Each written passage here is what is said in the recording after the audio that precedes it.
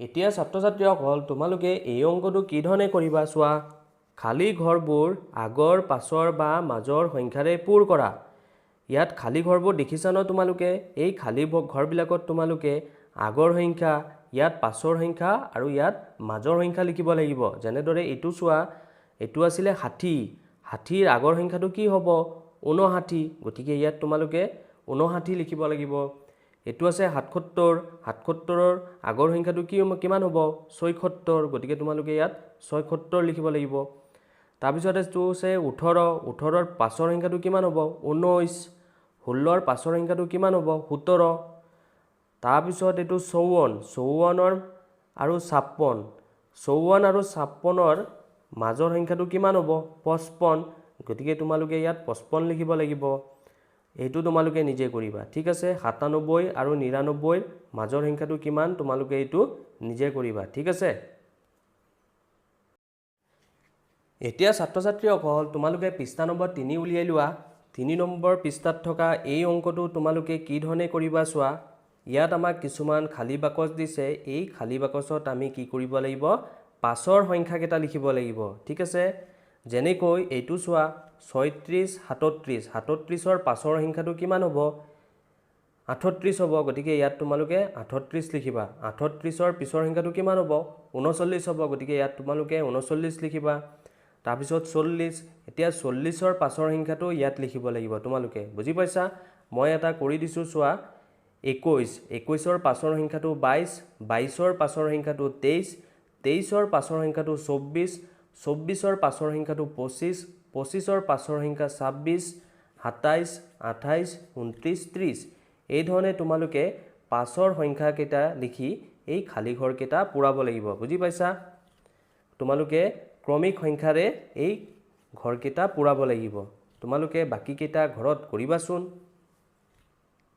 ছাত্ৰীসকল এতিয়া পৃষ্ঠা নং 3ত থকা যোগ কৰা এই অংককেইটা আমি শিকোঁ আহা, ঠিক আছে। ক নম্বৰটো চোৱা, 17ৰ লগত আমাক 12 যোগ কৰিবলৈ দিছে, ঠিক আছে।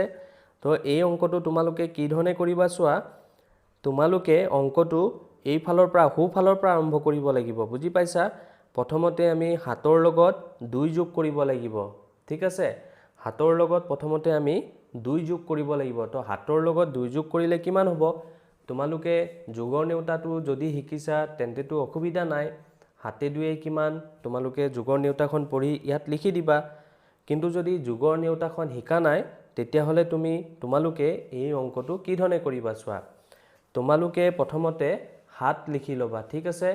ইয়াত 7 আছে, গতিকে তোমালোকে 7 লিখি ল'বা, ঠিক আছে। এতিয়া 2 যোগ কৰিব লাগে, 7ৰ লগত 2 যোগ কৰিব লাগে। গতিকে তোমালোকে দুটা দাগ দি ল'বা, 1 2, ঠিক আছে। এই ধৰণে দুটা দাগ দিবা। তলত 2 যোগ কৰিব লাগে, দুটা দাগ দিছোঁ। এতিয়া তোমালোকে গণনা কৰিবা, ঠিক আছে। 7 8 9, ঠিক আছে। 7ৰ লগত 2 যোগ কৰিলে কিমান হ'ব? 9 হ'ব। গতিকে তোমালোকে ইয়াত 9 লিখিব লাগিব, বুজি পালা? 7 2 যোগ কৰিব লাগে কাৰণে আমি কি কৰিলোঁ? দুটা দাগ দিলোঁ, ঠিক আছে। তাৰপিছত এতিয়া আমি পঢ়োঁ, গণনা কৰোঁ। 7 8 9। গতিকে আমি কিমান পালোঁ? 7ৰ লগত 2 যোগ কৰিলে 9। গতিকে তোমালোকে ইয়াত 9 লিখিব লাগিব, বুজি পাইছা? এতিয়া একে একে কিমান? যদি নেওতাখন জানা তোমালোকে তেতিয়াহ'লেতো ফটাফট লিখিব পাৰিবা 2 বুলি। নহ'লে তোমালোকে 1 লিখি ল'বা আৰু 1ৰ লগত 1 যোগ কৰিব লাগে, গতিকে এটা দাগ দি ল'বা, ঠিক আছে। এতিয়া পঢ়িবা তোমালোকে 1 2। গতিকে 1ৰ লগত 1 যোগ কৰিলে কিমান হ'ব? 2 হ'ব। গতিকে ইয়াত তোমালোকে 2 লিখিব লাগিব। গতিকে 17ৰ লগত 12 যোগ কৰিলে কিমান হ'ব? 29 হ'ব। এই ধৰণে তোমালোকে এই প্ৰশ্নটোৰ উত্তৰ কৰিব লাগিব, বুজি পাইছা? এতিয়া খ নম্বৰটো চোৱা। খ নম্বৰটো চোৱা, 18ৰ লগত 10 যোগ কৰিব লাগে, ঠিক আছে। গতিকে অংকটো তোমালোকে এইফালৰ পৰা আৰম্ভ কৰিব লাগিব। প্ৰথমতে তোমালোকে 8ৰ লগত 0 যোগ কৰিব লাগিব। গতিকে তোমালোকে 8 লিখি ল'বা। তাৰপিছত ইয়াত 0 আছে, গতিকে ইয়াত আমি এটাও দাগ দিব নালাগে। গতিকে 8ৰ লগত 0 যোগ কৰিলে কিমান হ'ব? 8 হ'ব। গতিকে ইয়াত তোমালোকে 8 লিখিব লাগিব, বুজি পাইছা?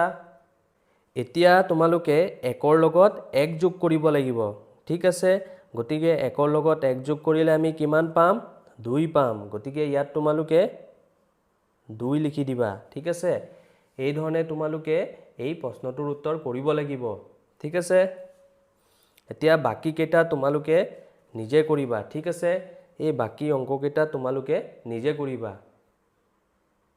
এতিয়া ছাত্ৰ ছাত্ৰীসকল তোমালোকে পৃষ্ঠা নম্বৰ 4 উলিয়াই লোৱা পৃষ্ঠা নম্বৰ 4ত থকা এই বিয়োগ কৰা এই অংক কেইটা আমি শিকিম এতিয়া ঠিক আছে ক নম্বৰটো চোৱা 56ৰ লগত আমি 33 বিয়োগ কৰিব লাগে ঠিক আছে তো এই অংকটো তোমালোকে কি ধৰণে কৰিবা তোমালোকে অংকটো এই ফালৰ পৰা আৰম্ভ কৰিব লাগিব বুজি পাইছা প্ৰথমতে আমি 6ৰ পৰা 3 বিয়োগ কৰিব লাগিব তাৰ পিছত আমি 5ৰ পৰা 3 বিয়োগ কৰিব লাগিব তো কি ধৰণে বিয়োগ কৰিবা তোমালোকে বিয়োগৰ নেউতাখন শিকিছানে যদি শিকিছা তেন্তে তোমালোকে 6ৰ 3 গলে কিমান হয় লিখি দিব পাৰিবা ঠিক আছে যদি তোমালোকে 6ৰ বিয়োগৰ নেউতাখন শিকা নাই তেন্তে তোমালোকে কি ধৰণে কৰিবা চোৱা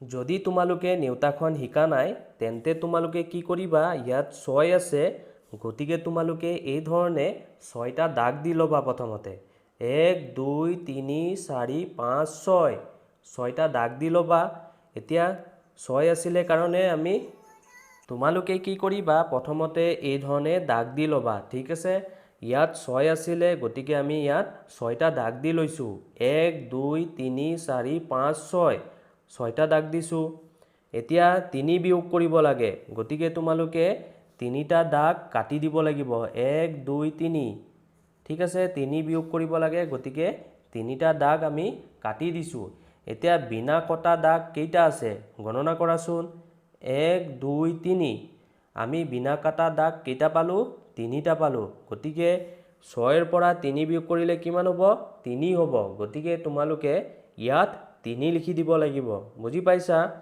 এতিয়া 5ৰ পৰা 3 বিয়োগ কৰিব লাগে তোমালোকে 5ৰ বিয়োগৰ নেউতাটো পঢ়াচোন 5ৰ 3 গলে কিমান হয় যদি তোমালোকে নেউতা শিকা নাই তেন্তে তোমালোকে আকৌ কি কৰিবা 5টা দাগ দিব লাগিব তোমালোকে এই ধৰণে 5টা দাগ দিব লাগিব 1 2 3 4 5 ইয়াত 5 আছিল গতিকে 5টা দাগ দিছো এতিয়া 5ৰ পৰা 3 বিয়োগ কৰিব দিছে গতিকে 1 2 3 3টা দাগ আমি কাটি দিব লাগিব তো বিনা কটা দাগ কেইটা থাকিল 1 2 গতিকে 5ৰ পৰা 3 বিয়োগ কৰিলে কিমান হ'ব 2 হ'ব ইয়াত তোমালোকে 2 লিখিব লাগিব বুজি পাইছা এই ধৰণে তোমালোকে এই বিয়োগ কৰা অংককেইটা কৰিব লাগিব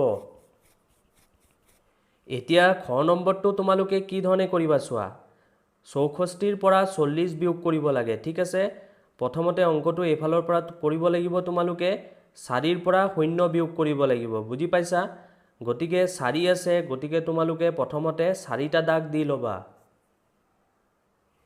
এই ধৰণে তোমালোকে 4টা দাগ দি লবা 1 2 3 4 4টা দাগ দিলা এতিয়া 0 বিয়োগ কৰিব দিছে 0 মানে একো নথকা গতিকে 0 মানে একো নথকা গতিকে আমি ইয়াত এটাও দাগ কাটিব নালাগিব বুজি পাইছা 0 আছে গতিকে এটাও দাগ তোমালোকে কাটিব নালাগে গতিকে 4ৰ পৰা 0 বিয়োগ কৰিলে কিমান হ'ব 1 2 3 4 4 হ'ব বুজি পাইছা 4ৰ পৰা 0 বিয়োগ কৰিলে 4 হ'ব ইয়াত তোমালোকে 4 লিখিব লাগিব গতিকে ইয়াত তোমালোকে 4 লিখি দিবা এতিয়া 6ৰ পৰা 4 বিয়োগ কৰিব লাগে গতিকে 6 আছে গতিকে তোমালোকে 6টা দাগ দিব লাগিব বুজি পাইছা তোমালোকে 6টা দাগ দিবা তোমালোকে এই ধৰণে 6টা দাগ দি লবা 1 2 3 4 5 6 6 আছিল গতিকে 6টা দাগ দিলো এতিয়া 4 বিয়োগ কৰিব লাগে 6ৰ পৰা 4 বিয়োগ কৰিব লাগে গতিকে আমি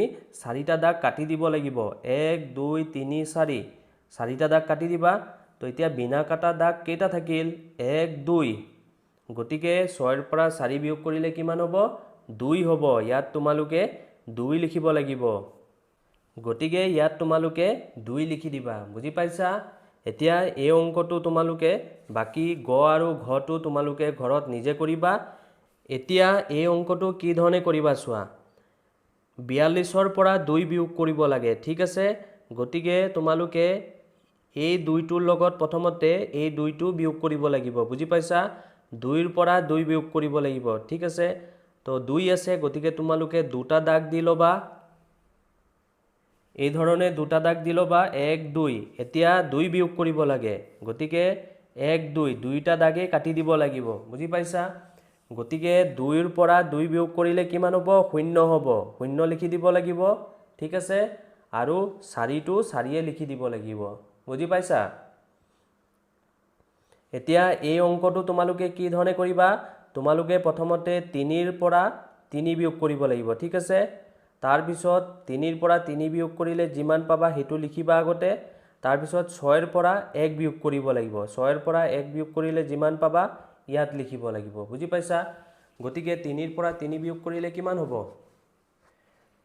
প্ৰথমতে তোমালোকে 3টা দাগ দি লবা এই ধৰণে 3টা দাগ দি লবা 1 2 3 এতিয়া 3ৰ পৰা 3 বিয়োগ কৰিব লাগিব ঠিক আছে 3ৰ পৰা 3 বিয়োগ কৰিব লাগিব গতিকে 1 2 3 তিনিটা দাগে কাটি দিলো গতিকে 3ৰ পৰা 3 বিয়োগ কৰিলে কিমান হ'ব 0 হ'ব এটাও বিনা কাটা দাগ নাই ইয়াত বিনা কাটা দাগ এটা আছে জানো নাই একো নাই গতিকে ইয়াত আমি 0 লিখিব লাগিব গতিকে 3ৰ পৰা 3 বিয়োগ কৰিলে 0 ঠিক আছে এতিয়া 6ৰ পৰা 1 বিয়োগ কৰিবা তোমালোকে 6ৰ পৰা 1 বিয়োগ কৰাৰ কাৰণে তোমালোকে কি কৰিবা প্ৰথমতে 6টা দাগ দিবা বা তোমালোকে 6ৰ বিয়োগৰ নেউতাটো পঢ়িলেও হ'ব ঠিক আছে যদি বিয়োগৰ নেউতাখন নেজানা তেতিয়া তোমাৰ দাগ দি অংকটো কৰিবা ঠিক আছে এতিয়া 6টা দাগ দি লবা তাৰ পিছত এই ধৰণে 6টা দাগ দি লবা 1 2 3 4 5 6 এতিয়া 6ৰ পৰা 1 বিয়োগ কৰিব লাগে ঠিক আছে গতিকে এটা দাগ কাটি দিবা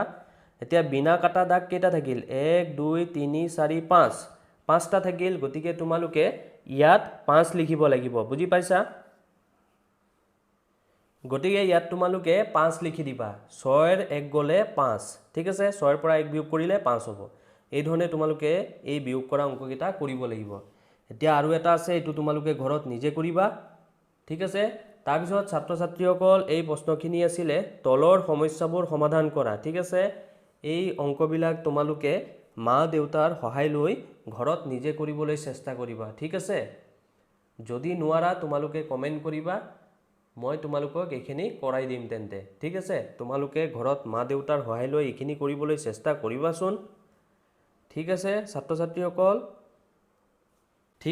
ছাত্ৰীসকল আজিৰ এই ভিডিঅ'টোত আমি ইমানখিনি আলোচনা কৰিম আশা ৰাখিছো তোমালোকে ভিডিঅ'টো ভাল পাইছা ঠিক আছে তোমালোকে মন দি পঢ়া শুনা কৰিবা আজিলৈ তেন্তে তোমালোকৰ পৰা বিদায় লওঁ ধন্যবাদ থ্যাংক ইউ